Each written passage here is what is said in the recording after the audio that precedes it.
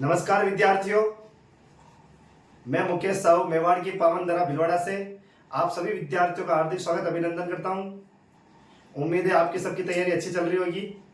आज हमारी जो साथियों क्लास चलेगी एकीकरण का, शायद हो सके तो हम अंतिम पार्ट में है। आज हमारी ये एकीकरण की लास्ट क्लास होगी। उम्मीद है आपको पुरानी वीडियो जो 3-4 पार्ट आ चुके हैं वो आपको अच्छे लगे होंगे। ठीक है साथियों, अब जो हमारी क्लास चलेगी वो चलेगी राजस्थान का एकीकरण। राजस्थान का एकीकरण। यदि नए विद्यार्थी है तो मैं कहूंगा आपको कि आप जो ये पुरानी वीडियो जो YouTube पे अपलोड है उसे जरूर देखें, ताकि आपको ये क्लास आपको अच्छी तरह से समझ में आएगी। हमारा जो चरण चलेगा सर साथियों, वो छठा चरण चलेगा। कौन सा चरण? छठा चरण। क्या नाम रखा जाएगा? राजस्थान संघ। राजस्थान संघ। और ये कब आगा? 26 जनवरी 1950 को गठन होगा। ये 26 जनवरी 1950 को। साथियों देखो क्या है, ये आपके प्यारा सा राजस्थान है। सॉरी,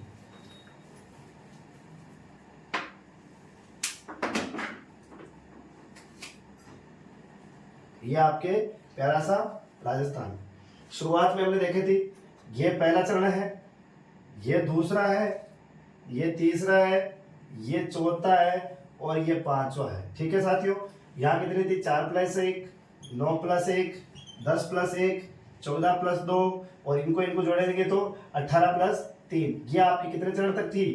5 चरण तक। 1, 2, 3, 4 और ये 5। अब छठा चरण चलेगा। छठे चरण में चलेगी साथियों 19 रियासतें। कितनी रियासतें? 19 रियासतें और 3 ठिकाने। 19 रियासतें और 3 ठिकाने मिलकर कौन से संघ का निर्माण करेगी? आपके राजस्थान संघ का। चरण पूछे कौन सा हो जाएगा? छठा। डेट क्या हो जाएगी? 26 जनवरी 1950 को। और आपको बताया साथियों, इस दिन आपकी क्या लागू हुआ था? संविधान लागू हुआ था। क्या लागू हुआ था? संविधान लागू हुआ। अब जब संविधान लागू हुआ तो छठे चरण में क्या था साथियों? आपके ये 19 रियासत जो सिरोही बच रही थी, कौन सी बच रही थी? सिरोही। तो सिरोही को जो है आपके संयुक्त वृहत राजस्थान में मिलाया गया। संयुक्त वृहत राजस्थान में मिलाया गया। संयुक्त वृहत राजस्थान में कौन सी रियासत मिलाई गई? सिरोही रियासत मिलाई गई और इनसे मिलकर क्या बना? राजस्थान संघ। तो इस छठे चरण के अंदर इतना ज्यादा कुछ चेंज नहीं होता है। आपको छठे चरण में केवल ये याद रखना है साथियों, 19वीं रियासत सिरोही मिलाई गई। 18 हमारे पास पहले थी, अलवर, भरतपुर, धौलपुर, करौली। 9 यहाँ से कोटा, झालावाड़, टोंक, किशनगढ़, शाहपुरा, डूंगरपुर, बांसवाड़ा, प्रतापगढ़। 10वीं उदयपुर मिलाई। फिर हमने 4 रियासतें और मिलाई, बीकानेर, जोधपुर, जयपुर और जैसलमेर। उसके बाद हमने ये पूरे मत्स्य संघ को शंकर देवराय समिति की सिफारिश पर वृहत राजस्थान में मिलाया, जिससे क्या बना? हमारे संयुक्त वृहत राजस्थान। अब छठा चरण आया। छठा चरण में क्या था? 19वीं रियासत मिलाई। कौन सी? सिरोही। किसमें मिलाई? संयुक्त वृहत राजस्थान में, जिससे क्या बना? हमारे राजस्थान संघ। और इस तरह ये आपके राजस्थान में 19 रियासत। ठीक है साथियों, लिख दूं। और अब आपकी क्या था साथियों? लिख लो साथियों, पहले इसको लाइन को मिटा रहा हूं।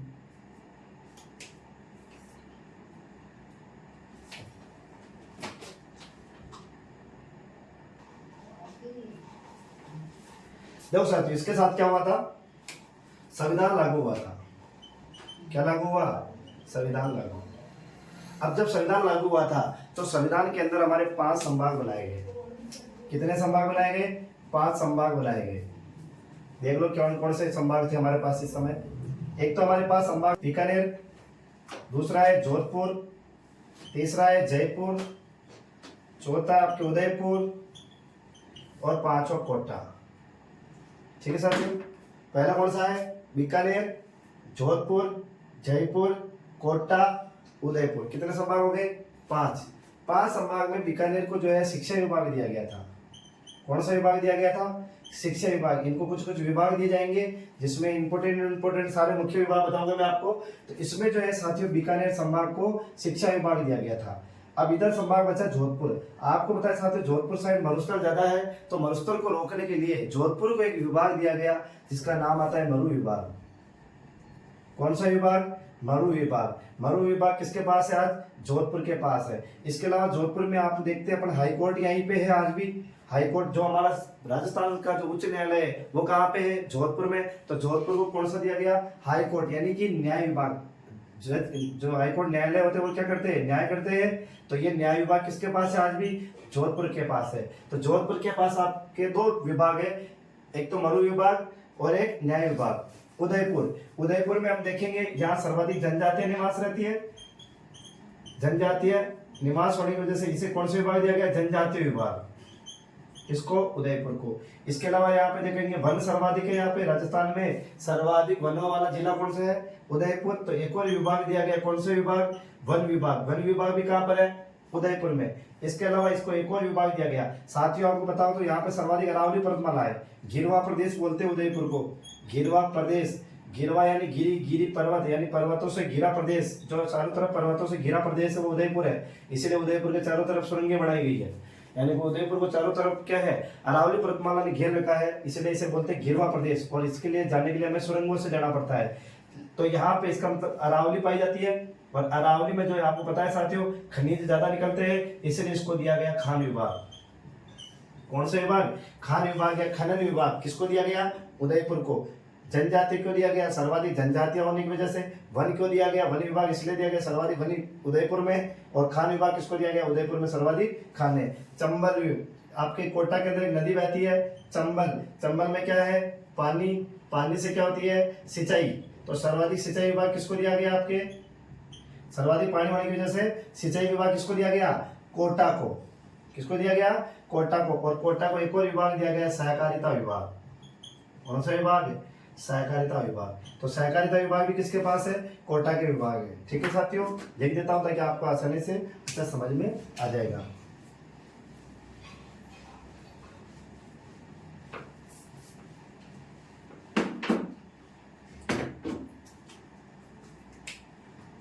उन्नीसवीं रियासत कौन सी थी?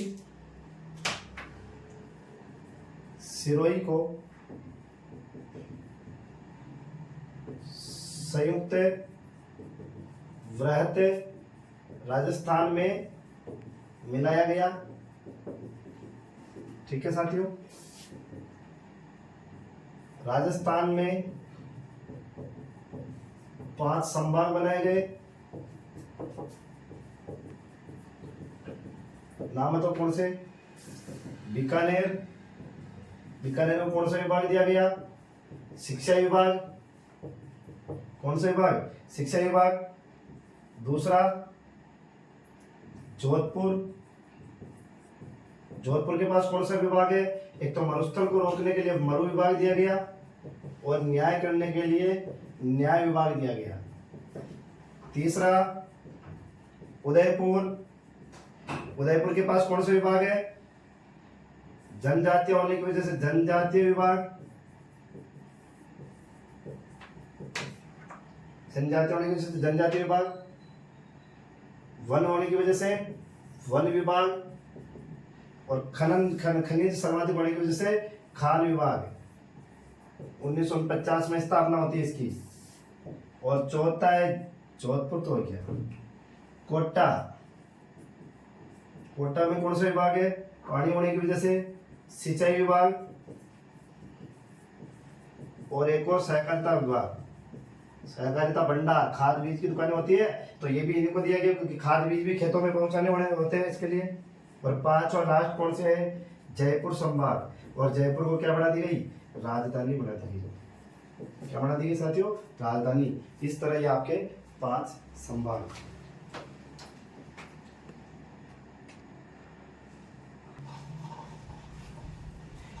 तो साथियों कौन सा चरण था? छठा। नाम क्या था? राजस्थान संघ। डेट क्या है? 26 जनवरी 1950। रियासतें कितनी? 19। ठिकाने कितने? 3। ठीक है, संविधान लागू हुआ था 26 जनवरी 1950 को। सिरोही को संयुक्त राजस्थान में मिलाया गया। राजस्थान में कितने संभाग बनाए गए? 5। बीकानेर, जोधपुर, उदयपुर, कोटा, जयपुर। बीकानेर को कौन सा विभाग दिया गया? शिक्षा विभाग। जोधपुर को कौन सा विभाग दिया गया? मरु विभाग और न्याय विभाग। उदयपुर को कौन सा विभाग दिया गया? जनजातीय विभाग, वन विभाग। और तीसरा खान विभाग। कोटा को सिंचाई विभाग और सहकारिता विभाग। जयपुर को तो क्या बना दी गई? राजधानी बनाई गई थी। कमेटी बनाई गई थी पी सत्यनारायण राव समिति की सिफारिश पर। ये मिटा देता हूँ यहीं से, है ना। एक समिति आई थी साथियों, ये लेना नोट, जयपुर को राजधानी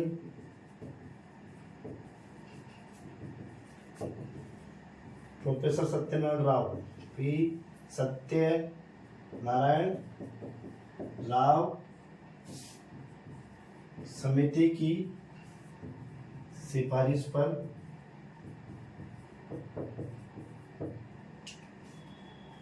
जयपुर राजधानी पी सत्यनारायण समिति की सिफारिश पर बनाई गई।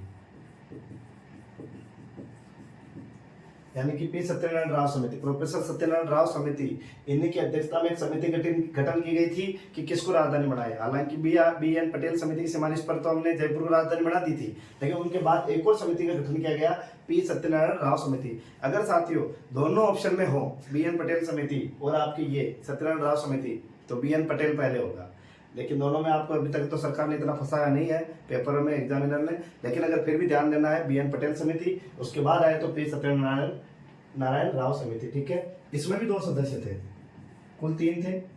पी प्रोफेसर सत्यनारायण राव समिति में कुल 3 सदस्य। 3 सदस्य कौन कौन से, नाम बता देता हूं। एक तो ये खुद हो जाएंगे पी सत्यनारायण राव, दूसरा हो जाएंगे we Vishwanath,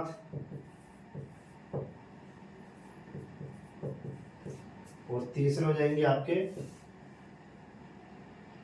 V N Gupta.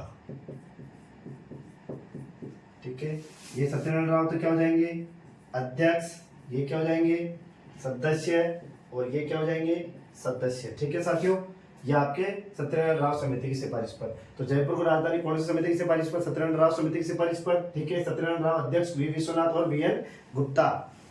ये कहेंगे वी के गुप्ता भी मिलता है साथियों, ध्यान रखना, वी के गुप्ता, वैसे बता दूंगा वी के गुप्ता, दोनों में देख लेना साथियों, थोड़ा नाम बोल रहा हूँ, वी एन गुप्ता है या वी के गुप्ता, तो मैं बता दूंगा अगली क्लास में। वैसे तो वी एन गुप्ता। ठीक है साथियों, ये इनके सदस्य, वैसे तो वी एन गुप्ता ही होना चाहिए, कंफर्म है, फिर भी थोड़ा फिसल रहा है दिमाग से। तो सत्यनारायण राव समिति के अध्यक्ष सत्यनारायण राव थे, वी एन गुप्ता और वी विश्वनाथ, ये क्या थे, दोनों सदस्य थे। ठीक है, अब संविधान लागू हुआ था। अब जब संविधान लागू हुआ था तो बात आई कि संविधान के अंदर राजस्थान को किस नाम से पुकारा जाए, राजपुताना के नाम से पुकारा जाए, राजस्थान के नाम से पुकारा जाए, या किसी और नाम दिया जाए। तो ये सारी घटनाक्रम चल रहा था। तो राजस्थान के अंदर बाद में ये निर्णय लिया गया कि संविधान में राजस्थान को राजस्थान नाम दिया गया। संविधान में राजस्थान को क्या नाम दिया गया, राजस्थान नाम दिया। मोस्ट इंपोर्टेंट ध्यान रखना साथियों, नाम राजस्थान रखा। संविधान में राजस्थान को राजस्थान नाम दिया गया। ठीक है, और राजधानी क्या रखी गई हमारी संविधान के अनुसार, राजधानी जयपुर बनाई गई, राजधानी जयपुर बनाई। तो संविधान में राजस्थान को किस नाम से नाम दिया गया, राजस्थान नाम दिया गया, राजधानी क्या रखी गई, जयपुर रखी गई। ठीक है, और उसके अलावा राजधानी जयपुर किस समिति की सिफारिश पर की, तो सत्यनारायण राव समिति की सिफारिश पर। सत्यनारायण राव समिति कुल कितने सदस्य है, 3। कौन कौन, सत्यनारायण राव, वी विश्वनाथ और वी एन गुप्ता। तो ठीक है साथियों, इसके अलावा संविधान के अंदर क्या था, इस समय श्रेणियां दी गई थी। क्या दी गई थी, श्रेणियां। क्या दी थी, श्रेणियां। श्रेणियां कितनी चल रही थी, 3 चल रही थी, ए बी और सी। संविधान के अनुसार 3 श्रेणियां चल रही थी, ए बी और सी। ए श्रेणी में वे क्षेत्र रखे गए जो सीधे सीधे ब्रिटिश प्रांत में थे। कौन से प्रांत थे, ब्रिटिश प्रांत थे, जैसे बंबई प्रांत हो गया, आपके अवध प्रांत हो गया, बंगाल प्रांत हो गया। ये वे क्षेत्र थे जो सीधे सीधे अंग्रेजों के हाथ में थे। किनके हाथ में थे साथियों, अंग्रेजों के हाथ में थे। वो उन क्षेत्रों को क्या दिया गया था, ए नाम दिया गया था। ए क्षेत्र कौन से हो जाएंगे, वे क्षेत्र जो आपके सीधे सीधे किसके हाथ में थे, अंग्रेजों के हाथ में थे। जब देश समाज छोड़ के गए थे और सीधे हमें अंग्रेजों से मिले थे, वो ब्रिटिश प्रांत कहलाए। बी में वो रखे गए जो रियासतों से मिलकर बने, किससे मिलकर बने? रियासतों से मिलकर। अब आपको तो पता ही है राजस्थान कौन से किससे मिलकर बन रहा है, अलग अलग 19 प्रकार की रियासतों से मिलकर हमारा राजस्थान गठन हो रहा है। इसीलिए रियासतों को से मिलकर जो राज्य, जिन राज्यों का गठन हुआ था उन्हें बी श्रेणी में रखा गया। सी श्रेणी में केंद्र शासित प्रदेश को रखा गया। किनको रखा गया? केंद्र शासित प्रदेश। उस समय भारत में 4 केंद्र शासित प्रदेश हुआ करते थे आपके, एक तो अजमेर, दूसरा बलूचिस्तान जो पाकिस्तान में है, और तीसरा कौन सा जाएगा? कुर्ग कर्नाटक में, और चौथा दिल्ली। तो राजस्थान में जो था हमारे कौन सा था? अजमेर। एक तो अजमेर हो जाएगा, बलूचिस्तान है, कुर्ग कर्नाटक और दिल्ली। लेकिन राजस्थान की बात करें हम तो यहाँ पर हमारे केवल केंद्र शासित प्रदेश कौन सा है? अजमेर, जो ये अंग्रेजों के मुख्यालय हुआ करते थे, मुख्य थे।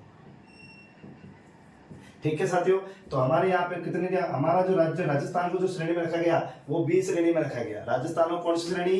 बी। ध्यान रखना, मोस्ट इंपोर्टेंट, अजमेर को कौन सी श्रेणी में रखा गया?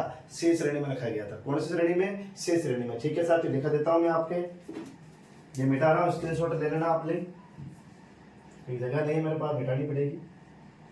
तो एक बार देख लो, जयपुर को राजधानी की समिति की सिफारिश पर बनाया गया, सत्यनारायण राव समिति की सिफारिश पर बनाया गया। सत्यनारायण राव समिति में कितने सदस्य थे? 3। पहला सत्यनारायण राव, वी विश्वनाथ और वी एन गुप्ता। थोड़ा देख लेना, वी के गुप्ता है या वी एन गुप्ता है, यहाँ पे मैं बता दूंगा वैसे तो अगली क्लास में। संविधान को राजस्थान में क्या लिखा है यहाँ पे? संविधान में राजस्थान को किस नाम से पुकारा गया? राजस्थान नाम से पुकारा गया। और राजधानी क्या बनाएगी हमारी? जयपुर। अगला क्या था साथियों हमारे यहाँ पे? संविधान में राजस्थान को बी श्रेणी का दर्जा दिया गया। बी श्रेणी का दर्जा दिया गया।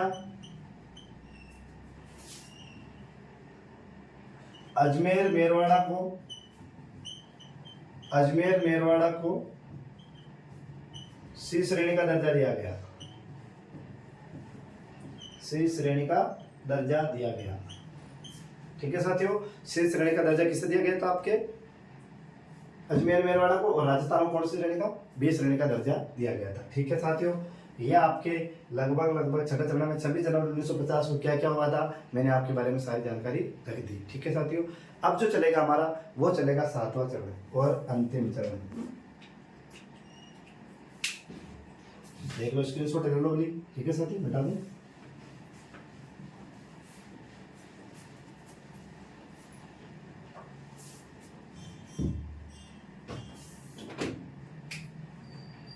कौन सा चरण?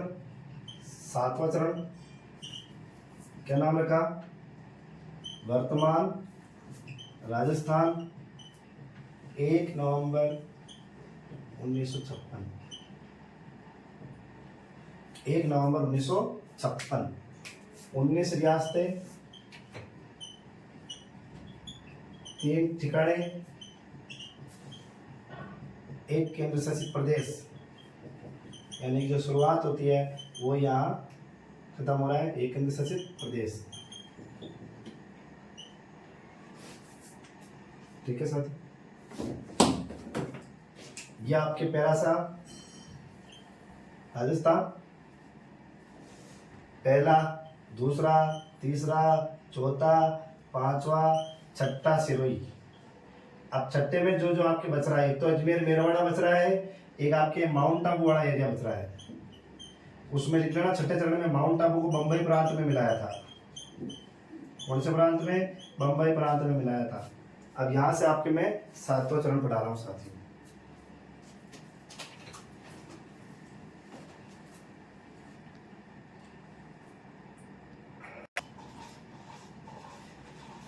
तो साथियों आपको ध्यान रखना है, बंबई प्रांत, माउंट आबू छठे चरण में लिख लेना, बंबई प्रांत में मिलाया गया था। इसमें बंबई प्रांत, ये गुजरात वाला एरिया है जिसको बंबई प्रांत कहा जाता था पहले, बाद में बंबई से क्या अलग हो जाएगा? गुजरात अलग हो जाएगा। तो अभी जो गुजरात, ये बंबई है, ये माउंट आबू है, वो बंबई प्रांत में है। ठीक है साथियों, किसमें मिलाया था? लिख लेना नोट डाल के, माउंट आबू को बंबई प्रांत में मिलाया गया।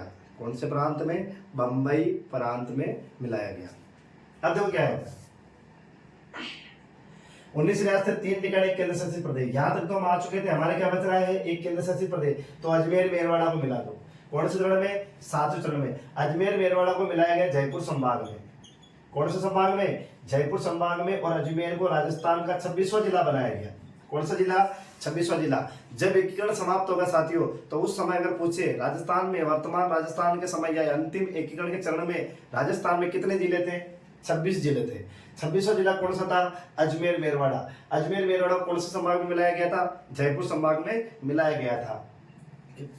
और इसके अलावा माउंट आबू देरवाड़ा को गोकुल भाई भट्ट का नाम सुना है साथियों? गोकुल भाई भट्ट। गोकुल भाई भट्ट का संबंध है हाथलगांव सिरोही से। कौन से गांव से? हाथलगांव। हाथलगांव का है सिरोही। गोकुल भाई भट्ट के प्रयासों से माउंट आबू को 7वें चरण में राजस्थान में मिलाया गया। कहाँ मिलाया गया? 7वें चरण में राजस्थान में मिलाया गया। किनके प्रयास से? गोकुल भाई भट्ट के। इनको बोलते हैं राजस्थान का गांधी। क्या बोलते हैं? राजस्थान का गांधी। राजस्थान का गांधी किसे बोलते हैं? गोकुल भाई भट्ट को। गोकुल भाई भट्ट का संबंध कौन से गांव से? हाथलगांव। हाथलगांव कहाँ है? सिरोही। और कौन किसको मिलाया गया था इनके प्रयासों से? माउंट आबू। इसका मतलब राजस्थान की एकमात्र रियासत जिसे 2 चरणों में मिलाया गया था वो है सिरोही।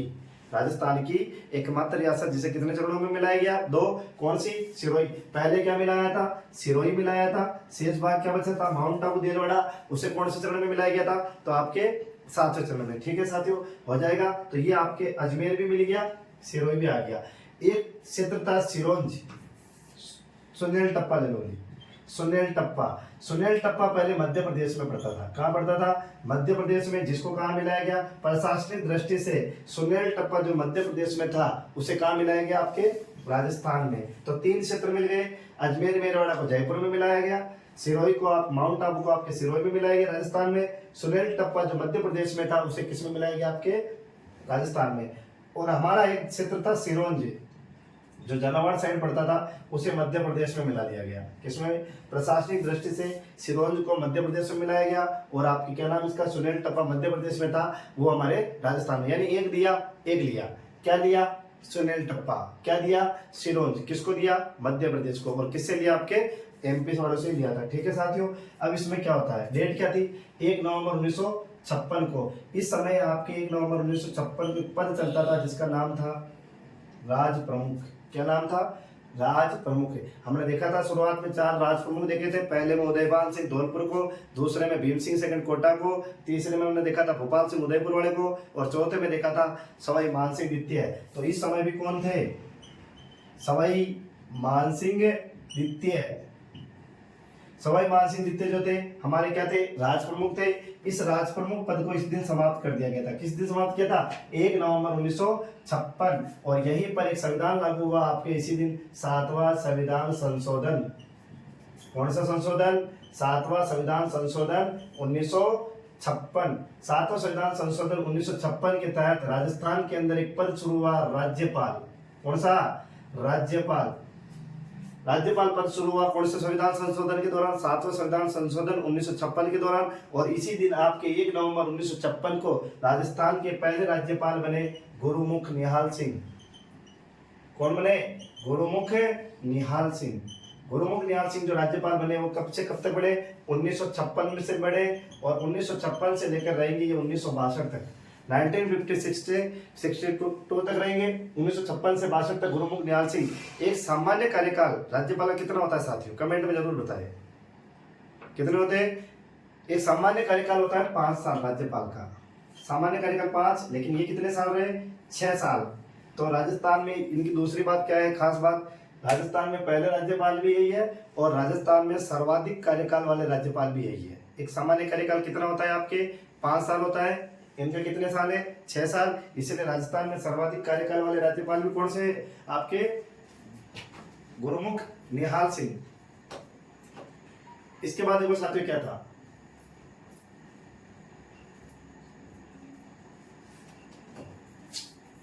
गुरुमुख निहाल सिंह तो आपके 6 साल हो गए थे। राज्यपाल को शपथ कौन दिलाते हैं? राज्यपाल को शपथ कौन दिलाते हैं? राज्यपाल को शपथ दिलाते हैं उसी राज्य के उच्च न्यायालय के मुख्य न्यायाधीश द्वारा। राज्यपाल को शपथ कौन दिलाता है? उसी राज्य के, जिस राज्य में उनकी नियुक्ति होगी उसी राज्य के उच्च न्यायालय के मुख्य न्यायाधीश द्वारा, अगर वो नहीं होंगे तो उनकी अनुपस्थिति में वरिष्ठ न्यायाधीश द्वारा शपथ दिलाई जाएगी। लेकिन गुरुमुख निहाल सिंह को उच्च न्यायालय के मुख्य न्यायाधीश ने शपथ न दिलाकर किसने दिलाई थी? सवाई मानसिंह द्वितीय ने यानी कि राज प्रमुख ने दिलाई थी। तो एकमात्र ऐसे राज्यपाल जिनको शपथ उच्च न्यायालय के मुख्य न्यायाधीश ने न दिलाकर आपकी किसने दिलाई थी? राज प्रमुख ने दिलाई थी। ठीक है साथियों, 3 बातें हो गई। बातें तो कई सारी मुख्य हो गई। कौन से संविधान संशोधन के दौरान राज्यपाल पद शुरू हुआ? 7वें संविधान संशोधन के दौरान शुरू हुआ था। लागू कब होता है? 1956 में। डेट पूछे तो 1 नवंबर 1956 में। और कौन सा पद शुरू हुआ? राज्यपाल। किसके जगह पे हुआ? राज प्रमुख। अंतिम राज प्रमुख कौन है? सवाई मानसिंह द्वितीय। कहाँ के थे? जयपुर के। ठीक है। कौन बने? गुरुमुख निहाल सिंह। कब से कब तक? 1956 से 1962। कार्यकाल कितने साल था? 6 साल। सामान्य कार्यकाल कितने होता है? 5 साल। ठीक है साथियों, तो सर्वाधिक कार्यकाल वाले राज्यपाल भी कौन हो जाएंगे राजस्थान के? गुरुमुख निहाल सिंह। ठीक है। और इसके अलावा राजस्थान के जो राज्यपाल को जो शपथ दिलाते हैं, कौन दिलाते हैं? उच्च न्यायालय के मुख्य न्यायाधीश। लेकिन यहाँ पे इनको शपथ उच्च न्यायालय के मुख्य न्यायाधीश ने न दिलाकर किसने दिलाई थी? राज प्रमुख ने दिलाई थी। थोड़ा ध्यान रखना है। तो राजस्थान के एकमात्र राज्यपाल जिनको शपथ राज्यपाल ने न दिलाकर राज प्रमुख ने दिलाई, तो वो कौन है? गुरुमुख निहाल सिंह। और दिलाने वाले कौन है? सवाई मानसिंह द्वितीय। ठीक है। अब देखो 1956 में क्या होता है। जो ये होता है साथियों, ये जो गठन हुआ था 7वां चरण, ये राज्य पुनर्गठन आयोग का गठन है। एक गठन आता है राज्य पुनर्गठन आयोग। राज्य पुनर्गठन आयोग। राज्य पुनर्गठन आयोग का गठन होता है 1953 में। इसके अध्यक्ष थे डॉक्टर फजल अली। डॉक्टर फजल अली, इसीलिए इसे फजल अली आयोग भी बोलते हैं। राज्य पुनर्गठन आयोग आया था 1953 के अंदर, जिसके अध्यक्ष थे आपके डॉक्टर फजल अली। और फजल अली की सिफारिश पर ही यह आपके 7वां संविधान बना, 7वां चरण निर्माण हुआ था। फजल अली आयोग में 2 सदस्य और थे, के एम पन्नीकर और एक थे हृदयनाथ कुंजरू। तो हृदयनाथ कुंजरू और के एम पन्नीकर का संबंध कौन से आयोग से है? तो आपके डॉक्टर फजल अली आयोग से। डॉक्टर फजल अली आयोग को क्या बोला जाता है? आपके राज्य पुनर्गठन आयोग। राज्य पुनर्गठन आयोग का गठन कब होता है? 1953 में। और उसी रिपोर्ट के आधार पर 1956 में आपके 7वां चरण बाहर निकल के आया था। अब 7वें चरण में साथियों आपको पता है तो क्या क्या हुआ था इस राज्य पुनर्गठन आयोग के आधार पे? आपके जो उच्च न्यायालय था वो आपके पहले जयपुर में था। उच्च न्यायालय कहाँ था? आपके पहले जयपुर में था। लेकिन इसी पुनर्गठन आयोग, फजल अली आयोग के आधार पर आपके जो है ये आपके आयोग इधर उधर गए थे। माध्यमिक शिक्षा बोर्ड जो आपके जयपुर में था वो आपके कहाँ लाया गया? अजमेर के अंदर लाया गया था। ठीक है साथियों, तो राज्य पुनर्गठन आयोग की सिफारिश पर कौन सा चरण बना? आपके 7वां चरण। अध्यक्ष कौन थे? डॉक्टर फजल अली। रिपोर्ट जब आई थी, गठन हुआ था 1953 में, अध्यक्ष यही थे। सदस्य कौन कौन है? के एम पन्नीकर और हृदयनाथ कुंजरू। और इसी रिपोर्ट के आधार पे आपके जो संविधान में श्रेणियां चल रही थी, एक तो हमने राजस्थान में कौन सी श्रेणी दी थी? बी श्रेणी दी थी। और अजमेर में कौन सी श्रेणी? सी श्रेणी दी थी। ये आपके श्रेणियां क्या कर दी गई थी साथियों? समाप्त कर दी गई थी। कब करी थी? 1 नवंबर 1956। 1 नवंबर 1956 को कौन सा दिवस मनाया गया? राजस्थान स्थापना दिवस। राजस्थान स्थापना दिवस। राजस्थान स्थापना दिवस कब मनाया गया? 1 नवंबर 1956। राज्यों की क्या समाप्त कर दी गई? श्रेणियां। राजस्थान को कौन सी श्रेणी का दर्जा दिया गया था? बी। अजमेर को कौन सी श्रेणी का दर्जा दिया गया था? सी श्रेणी का दर्जा दिया गया था। ठीक है साथियों, ये आपके राज्य पुनर्गठन आयोग की बात है। अब देखो क्या था इसी समय 1952 के अंदर आपके पहली बार आपको बताओ तो साथियों लोकसभा और विधानसभा के चुनाव हुए थे। किस किस के चुनाव हुए थे? लोकसभा और विधानसभा। लेकिन इससे पहले थोड़ा एक मैटर लिख लेते हैं साथियों, ताकि आप ज्यादा कंफ्यूजन में नहीं आओ। मैं आगे बढ़ाऊंगा, लेकिन पहले ये थोड़ा लिख लेते हैं आप, ठीक है ना साथियों?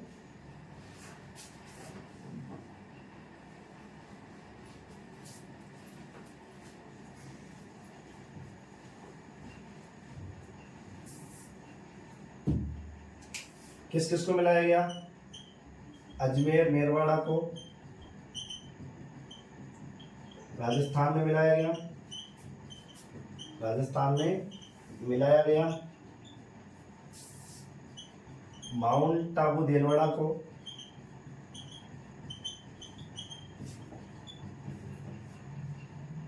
राजस्थान में मिलाया।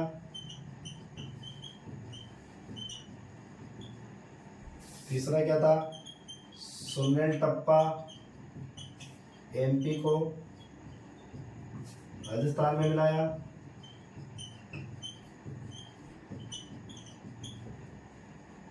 क्लास थोड़ी बड़ी हो सकती है साथियों, लेकिन कोई बात नहीं, इसी क्लास में आज खत्म करेंगे इसको, बार बार क्लास से बनाना सही बात नहीं है।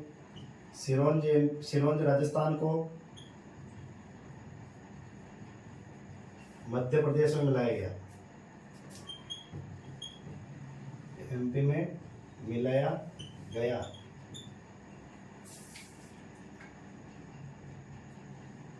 सिरोंज एमपी को मध्य प्रदेश में लाया गया। ठीक है साथियों, अब देखो इसमें क्या था। अजमेर मेरवाड़ा को जयपुर संभाग में मिलाया।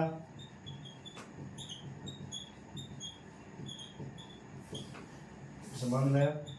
अजमेर को राजस्थान का 26वां जिला बनाया।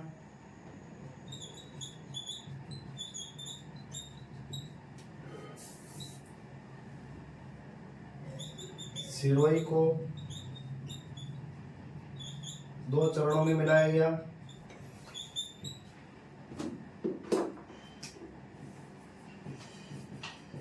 दो चरणों में मिलाया गया। कौन कौन से? 6 व 7वें में। ठीक है,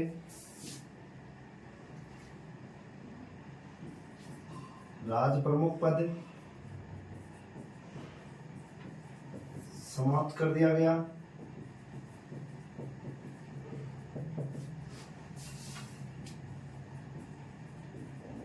राज्यपाल पद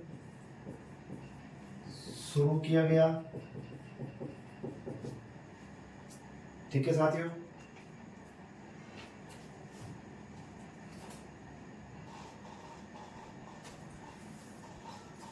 ठीक है साथियों, वर्तमान राजस्थान का कब गठन होता है? 1 नवंबर 1956। रियासतें कितनी? 19। ठिकाने कितने? 3। केंद्र शासित प्रदेश 1। अजमेर मेरवाड़ा किसमें मिलाया गया था? राजस्थान में मिलाया गया था। माउंट आबू देलवाड़ा को किसमें मिलाया? राजस्थान में। सुनील टप्पा एमपी को किसमें मिलाया? राजस्थान में। सिरोंज जो राजस्थान में था उसको किसमें मिलाया? मध्य प्रदेश में। अजमेर मेरवाड़ा को कौन से संभाग में मिलाया गया? जयपुर संभाग में। अजमेर को कौन सा जिला बनाया गया? 26वां जिला। एक करके समय जिले कितने? सिरोंज को कितने चरणों में मिलाया? 2 चरणों में, 6ठे और 7वें। राज प्रमुख पद क्या कर दिया गया? समाप्त कर दिया गया। राज्यपाल पद शुरू किया गया। आगे लिखते हैं साथियों।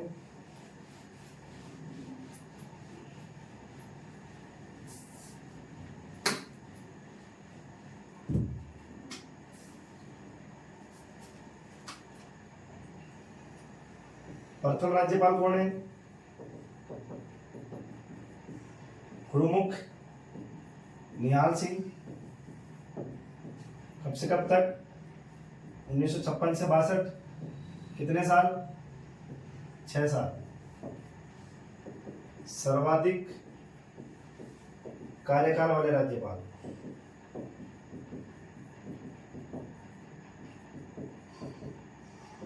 एकमात्र राज्यपाल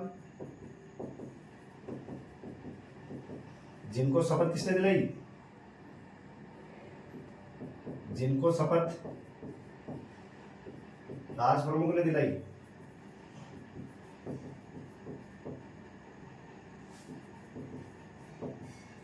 राज्यपाल पद कौन से संविधान संशोधन से शुरू हुआ?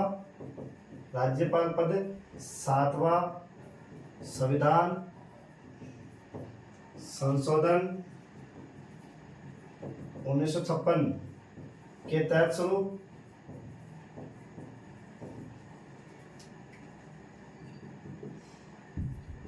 राज्य पुनर्गठन आयोग कब आया?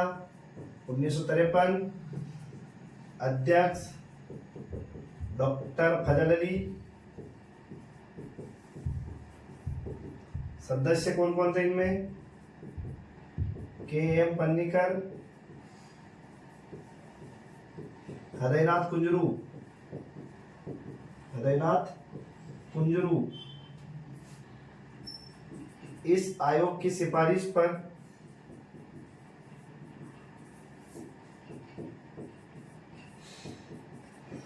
राज्यों की श्रेणियां क्या कर दी गई?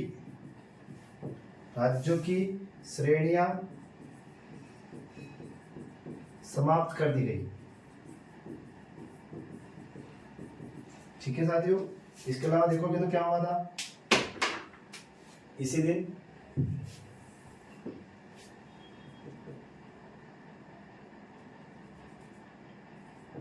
अजमेर की दार सभा समाप्त कर दी गई।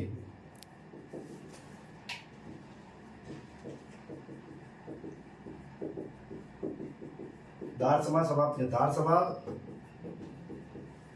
अजमेर, कुल सीट 30, मुख्यमंत्री CM chief minister Haribhau Upadhyay. अब देखो साथियों क्या था, अजमेर एक केंद्र शासित प्रदेश था, तो अजमेर की अपनी एक विधानसभा थी जिसका नाम क्या था, धार सभा। धार सभा का चुनाव होता है 1952 के अंदर। अब आपको पता है साथियों, कोई भी अगर केंद्र शासित प्रदेश या विधानसभा में चुनाव होंगे तो 5 साल में होंगे। तो 1952 में चुनाव हुए थे, और चुनाव कब हुए थे, देख लो बोले, चुनाव 1952 में हुए थे।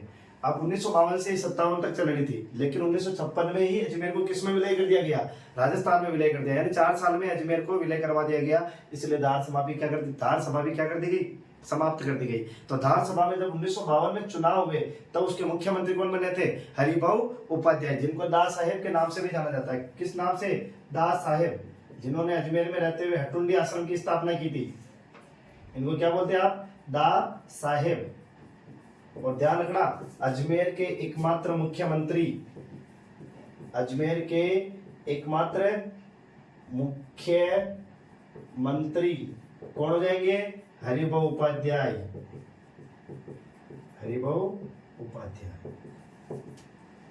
ठीक है साथियों, ये आपके 7वां चरण क्या होता है साथियों, समाप्त होता है। इसके बाद आपको पता है साथियों, आप थोड़ा बहुत भूगोल में पढ़ते ही हो कि 26वें जिले के बाद आपके 27वां जिला धौलपुर बन जाएगा, 28, 29, 3, 12 दौसा राजसमंद बन जाएंगे, और आपके 31वां जिला हनुमानगढ़, 32वां जिला करौली और 33वां जिला प्रतापगढ़। और हाल ही में मुख्यमंत्री अशोक गहलोत ने 19 नए जिलों की घोषणा की है, जिनके बारे में अभी तक घोषणा हुई है। प्रशासनिक दृष्टि से अभी तक विभाजन नहीं हुआ है, इस वजह से अभी तक नहीं पढ़ेंगे, लेकिन लगभग 7 एकीकरण में हमने ज्यादा से ज्यादा इन चीजों को कवर करने की कोशिश करी है। आपके एकीकरण आज समाप्त होता है। उम्मीद है साथियों टॉपिक अच्छा लगेगा। ठीक है साथियों, एक बार एक और आपका देखना चाहो तो देर में स्क्रीनशॉट ले लीजिए। ठीक है साथियों, तो प्रथम राज्यपाल कौन बने थे आपके, गुरुमुख निहाल सिंह। 1956 से लेकर 62 तक रहे थे, 6 साल रहे थे। सर्वाधिक कार्यकाल वाले राज्यपाल गुरुमुख निहाल सिंह, एकमात्र राज्यपाल जिनको शपथ किसने दिलाई थी, राज प्रमुख ने। राज्यपाल कौन सा, 7वां संविधान संशोधन 1956 के तहत शुरू हुआ था।